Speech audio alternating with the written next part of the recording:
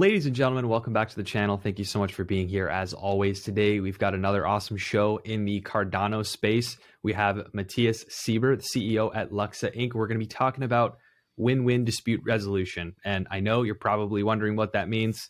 He's going to explain everything you need to know. But first, Matthias, please do give everyone a quick introduction about yourself. Yeah, thanks for having me. My name is Matthias Sieber. I've been a professional software engineer for over 2 decades. Got involved in crypto in 2016 and with Cardano in 2017. I hold various roles and functions within the Cardano ecosystem. Most recently, I've been appointed to be the representative of the Cardano Foundation in the Catalyst Circle version 2. I'm also finishing up a Masters of Dispute Resolution while trying to build my company Loxe Inc. as its CEO. Beautiful. Yeah, there's none more concise of an intro than that, of course. So I appreciate that. That being said, I would love for you to maybe set the stage for, because I like to be very problem focused on the channel. Mm-hmm. Can you maybe lay out for folks that are watching what the problem is that you're trying to solve in dispute resolution? Yes, that is a very good question. There are many problems. So win-win dispute resolution is the project title and also a funded Fund 6 proposal name of an alternative dispute resolution marketplace with certified mediators, financial guarantees, and overall convenient use of technology that overall enhances the mediation process using the Cardano blockchain. And our vision is to be the leading platform for dispute resolution, hinting at there's none right now. There's a couple of problems, really. I would say the biggest one that actually has nothing to do with blockchain is that the mediation process is slow to start in the first place. To give you some background, for example, earlier this year, I was, while attending grad school, one of my professors for international mediation had to cancel class because he scheduled a mediation 6 months prior. And I'm thinking there's like 6 months. That's a long time for a dispute to go to the point to seek mediation in the first place, assuming that the conflict has been around much longer, right? And that is not really just a property of blockchain, right? It's use of technology. So the way things work right now, assuming that parties actually know about mediation as an alternative to litigation, is they know about mediators and mediation associations.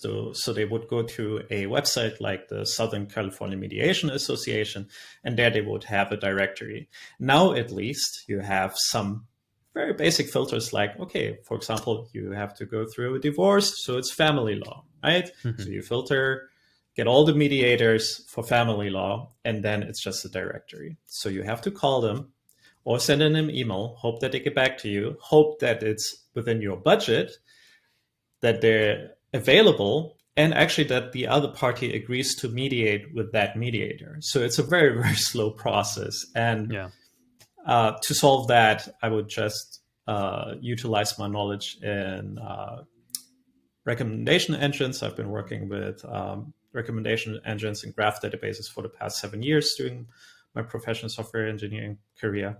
So blockchain has nothing to do with that. Yeah. But the other thing is also that, the payment process is really inconvenient. So we did a proof of concept to send off the payment process, right, using a mock-chain ADA wallet, and much simpler. It settles much faster than your usual bank transfer. But the important part really is here that there's a problem in bias that you want to avoid, because a mediator, at least in the West, is a third-party neutral. So if I am biased, and one quality of a good mediator is to know one's biases, but whether I know it or not, like the party that pays me first, and I know who pays me first, and I don't have to run after my money, I might be slightly biased in favor of that party. So that's something that you want to avoid. And blockchain, of course, has the property, you have the payment guarantees, and also at the same time, if a mediation for whatever reason does not actually take place, parties can, get their funds out of a smart contract, and it's fairly simple to do, right? So that's another thing. The other big part is the trust of credentials, right? We know all about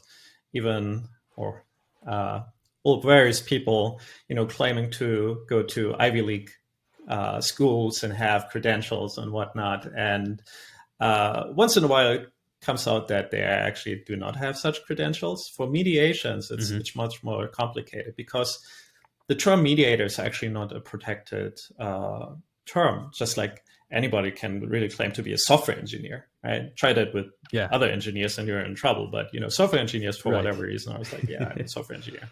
I know how to code.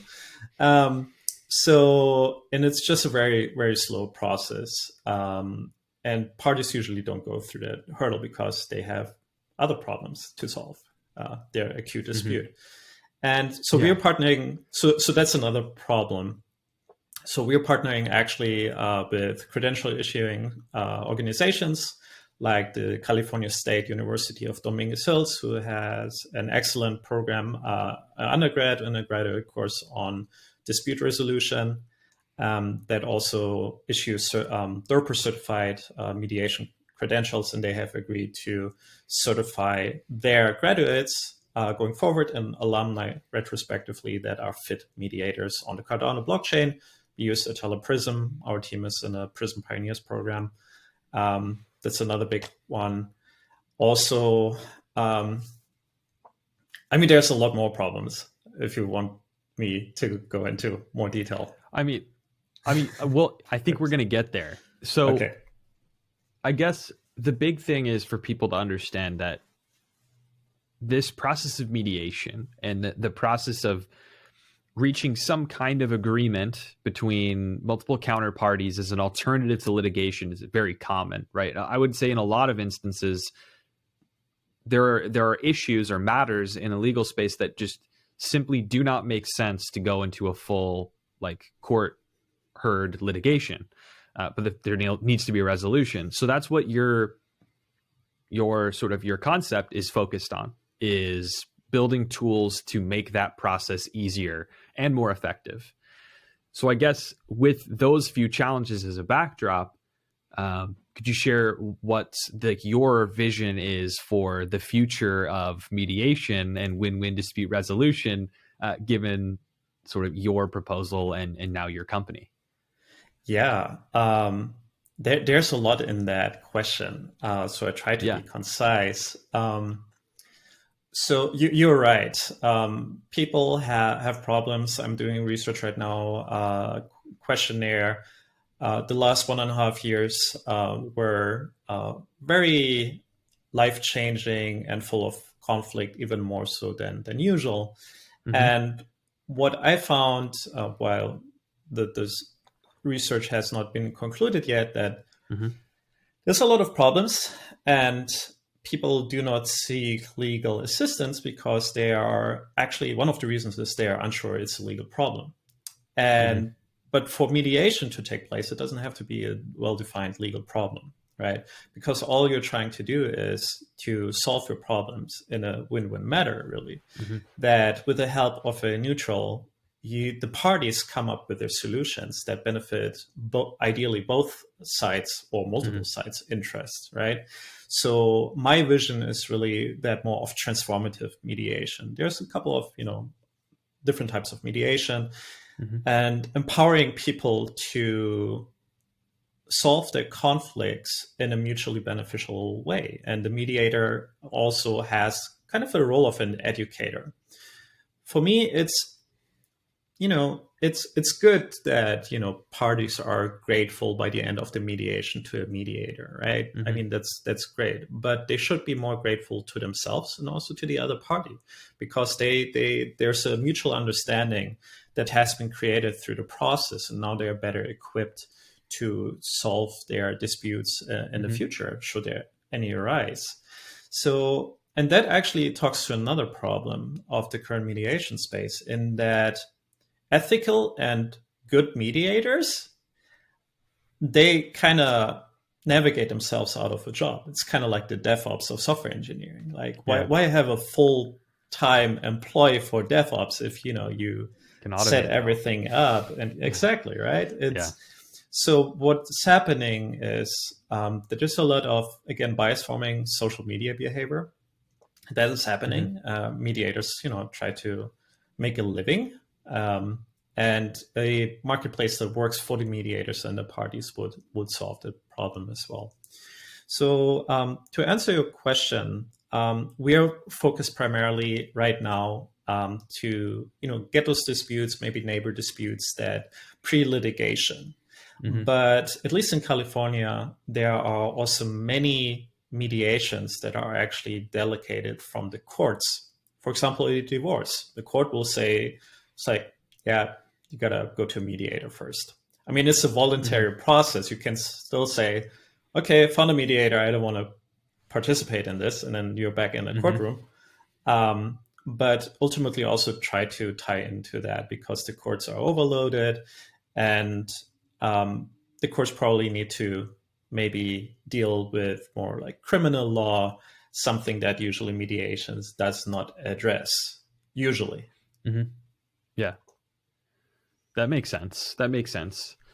So then when I think about dispute resolution in general, I think there's broad applications for this, particularly if you think about in crypto. A lot of people wonder, what if there's a dispute, right? There's all this talk about like automated market makers. You have AMMs, and you have all these processes that are facilitated even down to escrows on a blockchain. Inevitably there will be, and consistently when you're bridging the physical to digital world, there will be disputes. So is that a focus for you, in providing tools not only for traditional processes, but some of these blockchain native type of processes, and giving folks options to mediate and do so on chain in a way? Yes, that is a purpose. We are partnering also with some of the other funded Catalyst proposals when it comes to finding mentors for proposals. So there's a very interesting proposal. It's called Proposals Mentors Marketplace by Phil K. and Alex. And they reached out to us because we're building marketplace anyway. And one aspect was dispute resolution. How would that look like? And so there are processes put in place to mediate. But then also when it comes to the more, I guess, investment-oriented problems, the goal is to also grab a market share for arbitration, which smart contracts, of course, if everything is automated, the awards are going to be much easier distributed. There's an overall net positive. Now, in order for that to take place, there's a lot that needs to be covered. There's a lot of questions around regulations. I mean, we even have that these days. International mediation is very tricky because it's like, okay, what is the governing law? Similar problems currently exist, or challenges rather exist, in the crypto space as well. But that is the goal, while also not to be a centralized power holder, because that's also something that you do not want to do, right? So one of our goals as Loxe Inc. is we actually have kind of two big areas. One is legal tech, and then the other one is developer ecosystem. To do work there to empower developers or non-developers as well, to develop on Cardano. But for the legal side of things, we are really trying to be the leading platform. That does not mean we're a centralized place. And similarly, I see other places utilizing our technology to come up with their own governance models and also solving the disputes. Got it. So if I let's say that I have there's an ongoing dispute that I'm involved in, and I want to use your set of primitives or your platform to facilitate the process of resolving that. What would that mechanically look like for me, like as a user? And I think that will help people understand maybe the, even the implications for them personally, if, in the future, because I think everyone comes across something like this in their lifetime in general, where it might apply. Yeah. So there's a couple of things. So we have smart contracts. There's a platform on Cardano. And right now we are building a web front end, right? So this is a little bit more traditional means with some components that do not live on the blockchain that facilitate things like scheduling, et cetera, because that does not have to live on Cardano in the first place. Yeah. But essentially a party A, a party in dispute, right, goes to our site, enters some information about the dispute. There's a couple of interesting ways how we can identify a suitable dispute resolution specialist, such as a mediator for that party and the case overall. And then you would right now pay an ADA and lock that in and invite party B. And if there's multiple parties, also invite those. The mediator says, okay, schedule. A link will be provided where the mediation will actually take place. So right now, for example, a lot of mediations take place on Zoom. Sometimes you have to declare that you're not a cat. I'm not sure if you saw that. Yeah, that was hilarious. Yeah. And so that's essentially the process. So then the mediation right now takes place off the platform, but then also the result of the mediation, just checking whether the mediation was considered successful or not, that will be actually also be written on the blockchain. Because one thing that I am struggling with right now is that mediators always claim that, okay, well, mediation has a success rate of, and then it's anywhere from 90 to 99%. Those are unsubstantiated claims, unfortunately. Yeah. And maybe their success rate is that high, and success rate means it's like, yeah, they came to an agreement, all right, which is success. But in my research, there's also more federal mediation associations and commissions and all that stuff that have like apply for budgets, increase in budgets. So they have to, just like in Project Catalyst, you have to show, okay, what was your result so far? What are your KPIs? And that picture that was shown to me looked very different. I didn't dig too deep what type of disputes those were. Maybe they were notoriously difficult to mediate. Maybe the mediators are not as qualified, which unfortunately happens a lot in the public sector because the incentives are not there. And so by utilizing blockchain, not only can we, of course, feed our recommendation engines by, for example, we have a mediator that's great in family law, but is really bad for employment disputes, right? Then someone seeks resolution of an employment dispute, that mediator, we probably don't want to give that as a first option, right? But the more meaningful for the overall ADR space, alternative dispute resolution space, is to actually have those numbers. It's like, okay, we can say, guess what? Mediation actually has a success rate of, let's say, 80%, which is still great, would be great, right? And that is one aspect as well in utilizing Cardano, blockchain in general. Yeah, like transparency for results and metrics around the success rate of a given mediator, but also industry-wide potentially. Yes. Right. And that Very reinforces other things that we have planned with machine learning and artificial intelligence. Our CTO and actually also our CEO, both very technical. They have a background in machine learning. So they will be excited once we have our MVP ready. Yeah. Once the data starts becoming viable and usable, that's when the real party begins. So for someone that's looking to dive deeper into this and they want to learn more, they want to get engaged, how can they do that? Yeah, thank you for giving me that opportunity. I have to be very careful here. That's okay. Yeah. So, because of SEC regulations, I cannot make a concise sentence of what I want to communicate. Fair. So let me give you some snippets.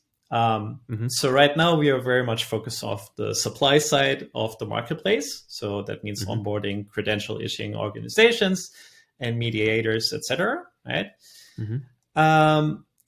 But we thought about, okay, what about the demand side? How can we communicate there and overall bring awareness to this marketplace? So we have come up with an incentivization model, which I cannot talk about yet in clarity. And another snippet is we are currently a team of 11 who have worked without pay for the last 3 months. And that is obviously not sustainable. And we do need to hire more people anyway, because this is actually a lot more interesting to a lot of more people than I anticipated. So yeah. So even Catalyst money is coming in now in the next days or so. The bottom line is that we need additional funding. Yep. So that's kind of the last snippet. So what I like to encourage your viewers to do is to go to our website and leave your email address. And when the time is right, we'll provide more information. So it's loxeinc.com. And you can also follow us on Twitter, as we'll update the community on other projects we're working on. And usually also you'll find us around on Discord, the IoT technical community and whatnot. Nice. Sounds good. Yeah. And as YouTubers often do, I'll leave links in the description and the pinned comments so folks can find your website and your socials quickly and easily. But Matthias, I really appreciate you joining, sharing this. I think this is a unique use case. You often hear about the standard use cases and ideas, and that's good. There's place for those. I think having something very different is good food for thought. People might not even really have known about dispute resolution in the first place. So yeah, thanks for sharing your knowledge. I appreciate the opportunity. Thank you so much. Absolutely. And for everybody that's watching, thank you for giving me that time. Thanks for giving us the time to learn about this. If you have questions, leave them in the comments.